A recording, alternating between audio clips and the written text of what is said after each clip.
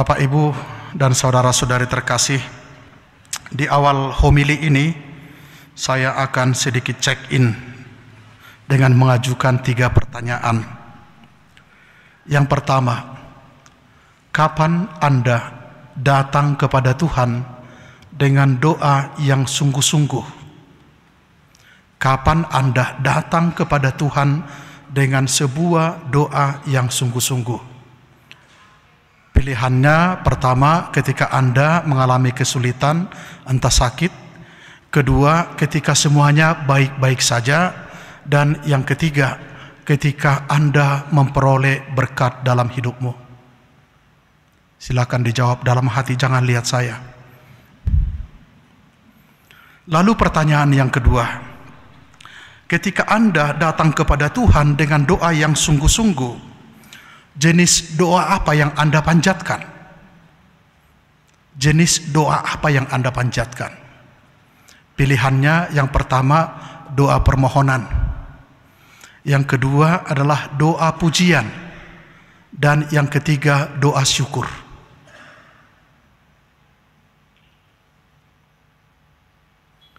Pertanyaan yang ketiga, jika Tuhan mengabulkan permohonanmu, apakah kamu akan kembali kepadanya untuk bersyukur? Jawabannya 2, ya atau tidak. Tadi tanpa diminta ada yang menjawab dari sebelah kiri, bahwa ketika kita datang kepada Tuhan dengan doa yang sungguh, itu mengandaikan ketika kita memiliki persoalan. Dan jenis doa biasanya adalah doa permohonan. Kita berdoa karena kita butuh sesuatu, karena kita merasa lemah, karena kita berada dalam kesulitan, atau karena kita tidak berdaya. Bapak Ibu, jika Anda hadir di hadapan Tuhan dengan doa seperti itu sangat manusiawi. Tidak ada yang salah dengan itu. Justru itulah bentuk doa yang paling alami bagi kita sebagai manusia yang menggantungkan hidup kepada Allah. Kitab suci sendiri penuh dengan doa seperti itu. Dalam Alkitab ada satu kitab yang seluruh isinya adalah doa, yaitu kitab Mazmur. Ada 150 bab Mazmur di sana, dan sebagian besar di antaranya adalah doa-doa permohonan, doa yang keluar dari hati yang sedang menderita. Mungkin Bapak Ibu ada yang pernah ingat apa yang dikatakan dalam Mazmur 130. Dari jurang yang dalam aku berseru kepadamu ya Tuhan. Atau bahkan kita bisa melihat tulisan di atas, datanglah kepadaku kamu yang berbeban berat. Itu mengandaikan kita datang kepada Tuhan ketika ada begitu banyak hal yang menjadi beban kita. Doa seperti ini adalah doa yang paling sering terucap di bibir manusia. Doa yang lahir dari penderitaan, dari hati yang memohon belas kasih Allah. Dalam Injil hari ini, dalam bacaan Injil tadi, kita menemukan contoh yang sangat indah dari doa seperti itu. Dikisahkan bahwa ada 10 orang kusta datang kepada Yesus. Orang kusta. Ya mungkin Anda tahu, pada zaman itu, kusta dianggap sebagai penyakit kutukan dari iblis.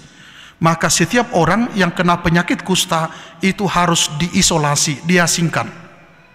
Saya pernah mendengar sebuah kisah yang dituliskan apa yang terjadi dengan orang-orang penderita kusta yang dikirim dari Honolulu, Hawaii ke salah satu pulau yang disebut Molokai, ke tempat di mana ada disebut Semenanjung Kalaupapa, tempat Father Damian, Pastor Damian, Santo Damian merawat orang-orang kusta. Kisah yang paling pilu terjadi di Honolulu. Ketika seseorang dicek dan dia positif menderita kusta, maka dia akan dikirim ke Kalaupapa di pulau Molokai. Mereka mengatakan bahwa perpisahan dengan keluarga saat mereka berangkat ke kapal adalah perpisahan seumur hidup. Mereka tidak lagi kembali dengan keluarganya. mereka akan mati di pengasingan. Seorang yang menderita penyakit kusta akan diasingkan dari lingkungan sosialnya. Bisa Anda bayangkan, seperti itulah keadaan orang-orang yang datang kepada Yesus dalam bacaan Injil hari ini.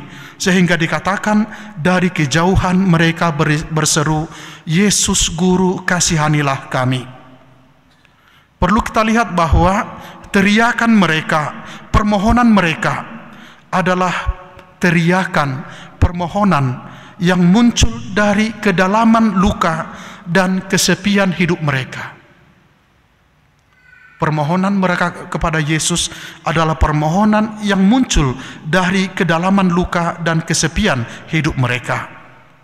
Penyakit kusta telah membuat mereka terpisah dari keluarga, terpisah dari teman-teman, bahkan dari kehidupan sosial. Mereka dibuang, diasingkan. Mereka hidup di pinggiran, tersingkir dari komunitas. Namun perlu kita lihat bahwa di tengah-tengah keterasingan itu, mereka masih memiliki satu harapan, yakni Yesus sendiri. Mereka yang diasingkan dari kehidupan sosial, mereka masih punya satu harapan, yakni Yesus sendiri. Mereka tahu dalam situasi yang begitu sulit, hanya Yesuslah yang bisa menyembuhkan mereka. Bukan hanya menyembuhkan kusta atau penyakit tubuhnya, tetapi juga yang bisa mengembalikan mereka ke pelukan lingkungan sosial, ke pelukan keluarga, ke pelukan para sahabat. Mereka akan bisa kembali hidup normal sebagaimana seharusnya. Tetapi satu hal yang menarik dari kisah ini adalah Yesus tidak langsung menyembuhkan mereka pada saat itu, di tempat itu. Yesus berkata, "Pergilah, perlihatkanlah dirimu kepada para imam." Kenapa kepada para imam? Karena kusta dianggap sebagai penyakit kutukan dari iblis. Maka imam di bait Allah punya hak untuk menyatakan orang itu telah sembuh. Maka mereka harus pergi kepada imam. Lalu kita lihat bahwa ke-10 orang itu pergi. Dari sini bisa kita lihat mereka sungguh taat pada sabda Yesus, pada kata-kata Yesus. Dan mujizat itu pun terjadi. Dalam perjalanan itulah mereka menjadi sembuh.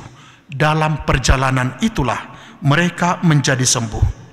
Kesembuhan mereka terjadi bukan sebelum, bukan sesudah, tetapi di tengah perjalanan iman mereka. Mereka berjalan menuju imam, mengikuti apa yang disabdakan oleh Yesus. Saudara-saudari terkasih, disinilah kita belajar sesuatu yang penting. Kadang Tuhan tidak langsung menjawab doa kita saat kita berdoa. Ia justru mengajak kita untuk melangkah. Dia mengajak kita untuk berjalan. Dia mengajak kita untuk percaya dan melangkah dan berjalan di dalam kepercayaan dan ketaatan pada sabdanya.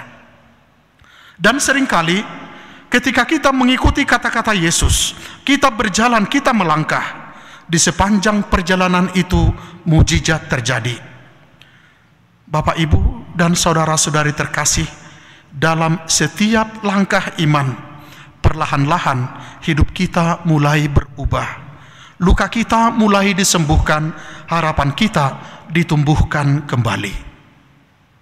Ini sebuah pengharapan bagi kita, terutama ketika kita masih dalam tahun jubileum dengan tema pengharapan. Tetapi kita perlu melihat bahwa cerita tidak berhenti pada kesembuhan dari ke-10 orang itu. Dikisahkan bahwa dari 10 orang yang disembuhkan, hanya 1 yang kembali kepada Yesus. Dan dia adalah orang Samaria, orang asing, orang yang tidak percaya kepada Allah. Dan yang bagi orang Israel, mereka dianggap orang yang rendah. Hanya 1 yang kembali. Dan ketika dia kembali dikatakan, dia bersujud di kaki Yesus dan mengucap syukur kepada Allah. Lalu bisa kita tanya, yang 9 lagi kemana? Mereka semua disembuhkan, tapi hanya 1 yang kembali. Yang 9, saya bisa bayangkan ketika mereka sembuh, mereka seperti baru keluar dari dunia kegelapan.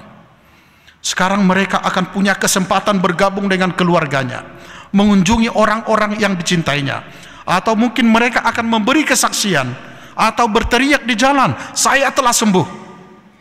Tetapi yang perlu kita lihat bahwa mereka tidak kembali kepada Yesus untuk bersyukur. Mereka sibuk dengan sukacitanya sendiri, kembali ke keluarga, ke rumah, ke kehidupan normal. Tetapi yang satu orang yang kembali kepada Yesus melihat lebih dalam dari sekedar kesembuhan. Ia tidak berhenti pada hadiah kesembuhan yang ia terima, tetapi kembali kepada pemberi kesembuhan itu, kembali kepada pemberi hadiah itu, dan dia adalah Yesus. Ia menyadari bahwa di balik kesembuhan yang ia alami ada karya kasih Allah yang luar biasa, dan kepada dialah Yesus berkata, "Imanmu telah menyelamatkan engkau." Saudara-saudari, inilah tantangan bagi kita, orang yang mengaku percaya kepada Yesus. Doa permohonan memang wajar dan perlu. Tetapi, apakah kita juga mengembangkan doa syukur dan pujian di dalam doa kita? Dari 10 yang disembuhkan, hanya 1 yang berterima kasih. Kalau angka ini kita maknai secara simbolis, mungkin hanya 10% dari kita yang ingat untuk bersyukur setelah menerima berkat. Kalau yang hadir dalam misa ini sekitar 2.000 orang di dalam maupun di luar, berarti hanya 10% yang kembali bersyukur ketika dia memperoleh atau ketika Tuhan mengabulkan doanya. Lalu yang 90% kemana? Saya yakin yang 90% itu tidak ada dari antara Anda, itu di tempat lain. Saya percaya Anda semua adalah orang-orang yang bersyukur. Ya. Kita cepat berseru ketika kita mengalami kesusahan, tetapi kadang kita lupa untuk berlutut ketika kita ada dalam situasi yang baik-baik saja. Saat hidup tenang dan semua baik, Tuhan seringkali menjadi samar, menjadi jauh dari hidup kita. Sebagaimana ada doa untuk saat-saat penderitaan, demikian juga ada doa yang seharusnya lahir pada saat berkat melimpah, doa ucapan syukur. Ketika kita bersyukur, kita mengakui bahwa semua yang baik dalam hidup ini berasal dari kasih karunia Allah. Kita belajar untuk tidak menganggap berkat itu sebagai hal yang otomatis. Kita berhenti sejenak menyebut satu persatu hal-hal yang baik dalam hidup kita, di dalam keluarga, yang kita terima dari sahabat, kesehatan kita, pekerjaan, bahkan dari udara yang kita hirup. Dan ketika kita menyadari itu adalah pemberian, seharusnya kita juga berlutut di hadapan Tuhan dan berkata, "Terima kasih Tuhan, semua ini datang darimu." Bersyukur untuk hal yang baik dalam diri kita akan membantu kita menjadi orang-orang yang rendah hati, orang-orang yang lebih peka melihat kehadiran Allah. Santa Teresia dari Avila pernah menulis kata-kata ini, "Mengingat satu kebaikan yang telah kita terima dapat membawa kita kepada Allah lebih cepat daripada 1000 khotbah tentang neraka." Ini Santa Teresia dari Avila yang mengatakan, mengingat satu kebaikan yang telah kita terima dapat membawa kita kepada Allah lebih cepat daripada 1000 khotbah tentang neraka yang menakut-nakuti. Tak seorang pun mampu bersyukur sedalam orang yang telah keluar dari kuasa kegelapan. Pengalaman pahit justru dapat menajamkan rasa syukur kita. Seperti orang penderita kusta, orang Samaria tadi, yang pernah hidup dalam kegelapan dan kesepian. Setelah dia disembuhkan, ia tahu persis betapa besar kasih Allah atas dirinya. Saudara-saudari terkasih, hari ini Injil mengajak kita untuk melangkah lebih jauh di dalam doa. Jangan berhenti hanya pada permohonan, kembalilah untuk bersyukur. Ucapkan pujian kepada Tuhan, bukan hanya karena Ia mengabulkan dan menjawab doamu, tetapi karena Ia selalu setia menyertai kita. Dalam gelap maupun terang, dalam susah maupun senang, datanglah kepada Tuhan, bersyukurlah kepadanya, berterima kasih kepadanya. Dan kiranya setiap kali kita datang kepada Tuhan, entah dengan hati yang penuh dengan air mata atau dengan hati yang penuh sukacita, kita bisa berkata seperti orang yang disembuhkan dari penyakit kustanya, Tuhan, Engkau telah berbelas kasih kepadaku, aku datang untuk bersyukur. Amin.